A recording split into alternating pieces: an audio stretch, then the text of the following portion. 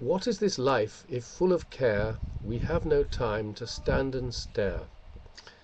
I'm William Mallinson, also known as Bill Mallinson, and the purpose of this short video is basically to introduce my blog, which you'll find under williammallinson.blogspot.com, and perhaps to talk briefly about some of my publications and my books. A brief amount about myself. I'm a former British diplomat who left to study for his PhD, and because also British foreign policy was almost American. And I then moved into the private sector, went back into academia, having got my doctorate. Now I'm a lecturer at Greek State University on British diplomatic history and literature. I enjoy spearfishing, classical guitar, and an ex-international oarsman. Anyhow, whether or not you find all that relevant or not, I thought you ought to have a brief background of who you're apparently watching at this moment. Now, I perceive, especially living in Greece, dare I say, that people are becoming almost auto-lobotomized. What do I mean by that? I mean that the so-called phenomenon of globalization, which is, let's be honest, essentially a huge Anglo-Saxon business plan to a considerable extent, is setting false deadlines by emphasizing buying and objectives and public relations and marketing. People actually start moving faster. With computerization, of course, things get even worse.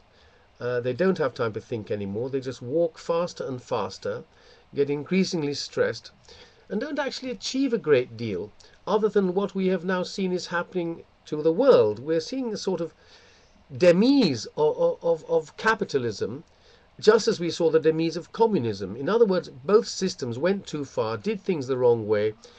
An answer is not the third way, which is simply crypto extreme capitalism and neoliberalism. We have to find a way of moderation and common sense. That is one reason why I think ideology is for slaves. We should stop pinning our ideas on other people's ideas and then becoming fanatical about it. It's dangerous. Now look, this was a very spontaneous initial introduction. You may have found my presentation slightly promiscuous because I'm simply talking off the cuff, off the top of my head, but I think I do actually mean what I say. I wish merely to give you some food for thought. Now, briefly to mention my books, I'm a sort of Cipro man in the sense that I have been studying the British and many American documents on Cyprus and Anglo-Greek relations for many, many years. I hold the same tenet of Guicciardini, that the same things return with different colors because things have always been the same, and that the past sheds light on the future. Change doesn't really exist. It's more a case of painting new colors. The basic human characteristics and the seven deadly sins, greed, lust, and all that, are in fact the true ingredients of relations between states, not all these silly, childish, Procrustean theories which are trying to cram into people's heads, which also contributes to auto-lobotomization. Anyway, I must stop because I'll start ranting a bit. Good to meet you, and perhaps you'll read more about me on my blog. You can also Google my name. You can see all my books. Just Google William Mallinson Cyprus and they'll all come up. They have the latest documents. A couple of them have been translated into Greek as well.